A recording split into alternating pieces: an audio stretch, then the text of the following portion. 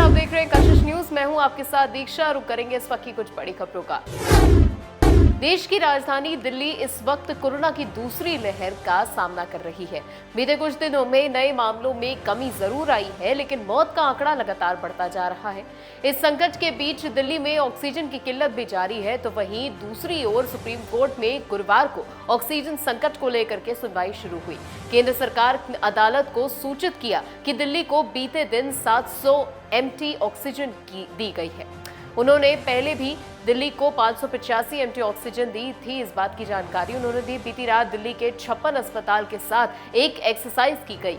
देरी सिर्फ टैंकर्स की वजह से हो रही थी। सर्वे के मुताबिक फिलहाल दिल्ली के अस्पतालों में ऑक्सीजन का जरूरी स्टॉक मौजूद है। ऑक्सीजन एक्सप्रेस ट्रेन से आज 280 मीट्रिक टन ऑक्सीजन आ रही है। आपको बता दें कि केंद्र द्वारा सुप्रीम कोर्ट को बताया गया कि दिल्ली के अलावा कई अन्य राज्य भी हैं जहां पर ऑक्सीजन की डिमांड बढ़ रही है, जिसमें से राजस्थान, हिमाचल प्रदेश, जम्मू कश्मीर में डिमांड बढ़ती जा रही है। सुनवाई के दौरान सुप्रीम कोर्ट ने सवाल किया कि क्या अस्पतालों के पास ऑक्सीजन स्टोर करने की क्षमता है।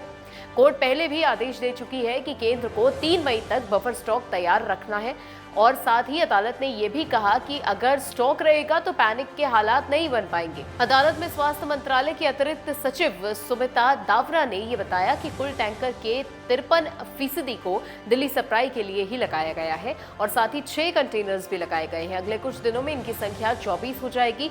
इनमें भरे हुए और वापस प्लांट तक जाने वाले कंटेनर्स भी शामिल रहेंगे।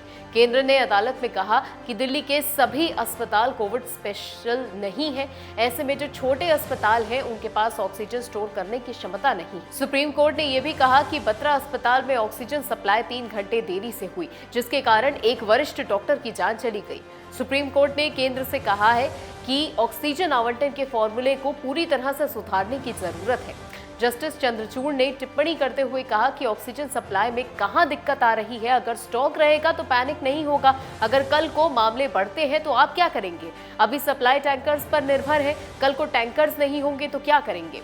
अदालत ने कहा कि दूसरी लहर सिर पर है और हम अभी इसी पर क्या होना चाहिए, इस बात पर एक दूसरे से बहस कर रहे हैं, मंथन कर रहे हैं। रिपोर्ट कहती है कि तीसरी लहर में बच्चों पर भी असर होगा।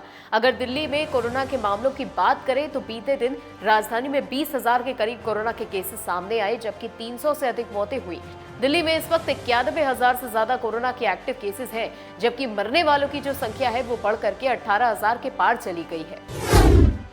तो वहीं देश में कोरोना की दूसरी लहर के बीच केंद्र सरकार ने तीसरी लहर के बारे में चेतावनी दे डाली है। आपको बता दें, सरकार के principal scientific adviser Vijay Raghavan के मुताबिक कोरोना की तीसरी लहर भी जरूर आएगी।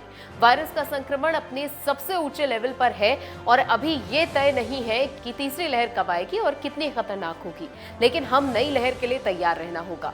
इस बीच दक्षिण भारत में कोरोना ने एक बार फिर से तेजी से रफ्तार पकड़ ली है। दक्षिण भारत के आपको बता दें कि सिर्फ 4 राज्यों में पिछले 24 घंटों में कोरोना के 1,37,569 नए केसेस सामने आ चुके, जबकि 656 लोगों की अब तक मौत हो गई है। आपको बता दें कि कर्नाटक का भी कोरोना से बुरा हाल है, जहां 50,000 से ज्यादा नए केस सामने आए। बीते साल महामारी की शुरुआत के बाद से कर्नाटक में बुधवार को एक ही दिन में संक्रमण और मौत के सर्वाधिक मामले सामने किए गए।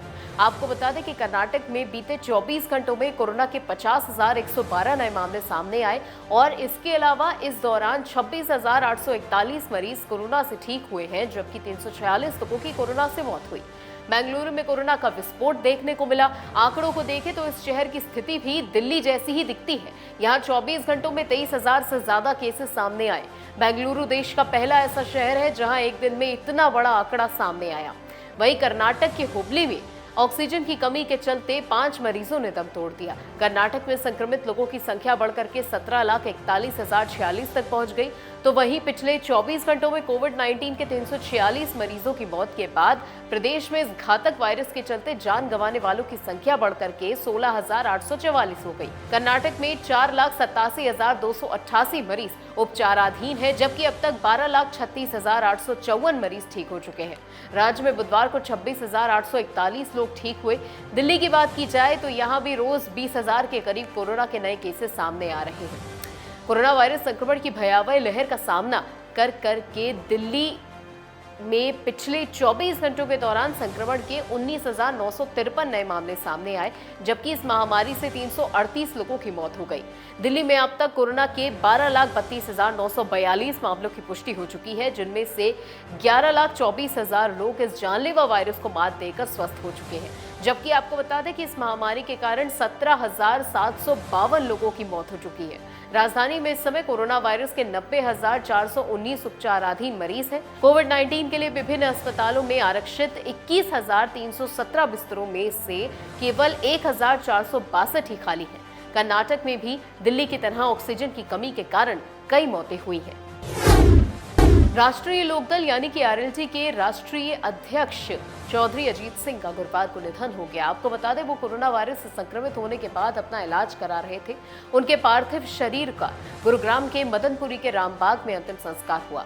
राष्ट्रीय लोकदल के मुखिया चौधरी अजीत सिंह कोरोना संक्रमण के कारण गुरुग्राम के आर्टेमिस अस्पताल में भर्ती थे। गुरुवार को चौधरी साहब ने आज सुबह 8:20 पर अंतिम सांस ली। 20 अप्रैल को उनकी corona virus test report positive आई थी। कोरोना संक्रमित होने पर चौधरी अजीत सिंह का उपचार गुरुग्राम के अस्पताल में किया जा रहा था। बीते दिनों जब उनका स्वास्थ्य बिगड़ा तो उन्हें आईसीयू में वेंटिलेटर पर निर्भर रखा गया था। पूर्व प्रधानमंत्री स्वर्गीय चौधरी चरण सिंह के बागपत से पूर्व सांसद बेटे उनका आज निधन हो गया है। आपको बता दें, पंचायत चुनाव में इस बार उनकी पार्टी ने समाजवादी पार्टी के साथ मिलकर के पश्चिमी उत्तर प्रदेश में शानदार प्रदर्शन किया था। मनमोहन सिंह सरकार में कैबिनेट मंत्री रहे चौधरी अजीत सिंह के बेटे जयंत चौधरी भी मथुरा से सांसद रहे हैं। चौधरी अजीत सिंह बीते कई दिनों से कोरोना वायरस से संक्रमित थे।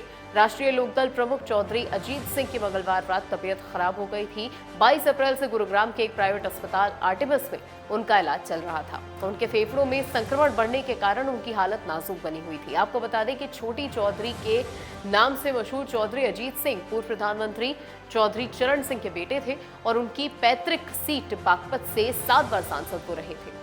पश्चिमी उत्तर प्रदेश की राजनीति की धुरी रहे चौधरी अजीत सिंह केंद्र सरकार में नागरिक उड्डयन मंत्री भी रहे थे।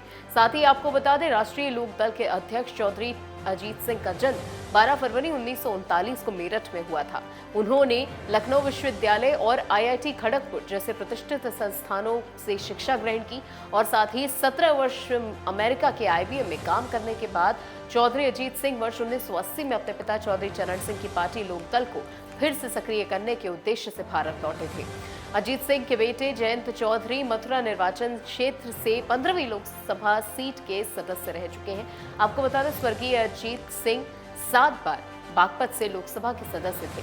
वो एक बार राज्यसभा के भी सदस्य बने। पूर्व प्रधानमंत्री और किसान नेता चौधरी चरण सिंह के बेटे अजीत सिंह बागपत से 7 बार सांसद और कई बार मंत्री रह चुके हैं। 2001 से लेकर के 2003 तक अटल बिहारी वाजपेयी की सरकार में वो कृषि मंत्री और 2011 में यूपीए सरकार के तहत नागरिक उड्डयन मंत्री रह चुके हैं। 2019 लोकसभा चुनाव में उन्होंने मुजफ्फरनगर से चुनाव लड़ा था, लेकिन उन्हें हार झेलनी पड़ी थी। 4 बार केंद्र सरकार के मंत्रिमंडल में उन्हें प्रमुख स्थान प्राप्त हुआ।